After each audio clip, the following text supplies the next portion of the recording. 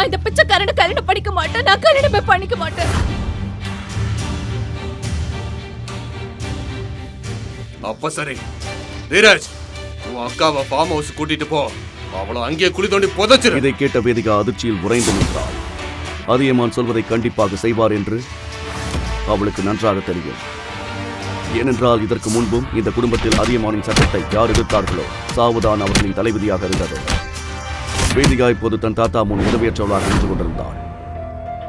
சர்வா தான் வேதிகாவை திருமணம் செய்யவில்லை என்றால் ஒரு அப்பாவி பெண்ணை இழக்க நேரிடும் என்று நினைத்தான். அவனால் ஒரு அப்பாவி பெண்ணின் உயிர் போய்விடும். அடுத்து என்ன நடந்தது? 1 மணி நேரத்துக்குள் அவள் அதே இடத்தில் மனக்குளத்தில் அமர்ந்திருந்தாள். அங்கே வேதிகா மற்றும் சர்வாவின் திருமணம் நடந்தது.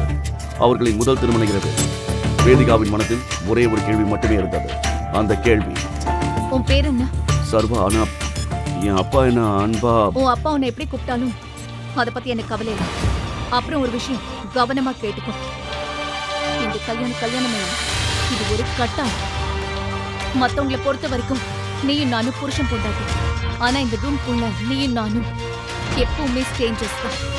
அரண்மனையின் ராணியான வேதிகாவுக்கு தன்னை போன்ற ஒரு டெலிவரி பாயுடன் எப்படி வாழ பிடிக்கும் என்று சர்வாவுக்கும் தெரியும். ஆனால் கடவுள் அவர்களை ஒன்று சேர்த்திருந்தால் அதற்கு பின்னால் ஏதோ ஒரு காரணம் இருக்க வேண்டும் என்று அவனுக்கு தோன்றியது. முழு வீடியோவை பாக்கெட் FM தமிழ் யூடியூப் சேனலில் கண்டு மகிழுங்கள்.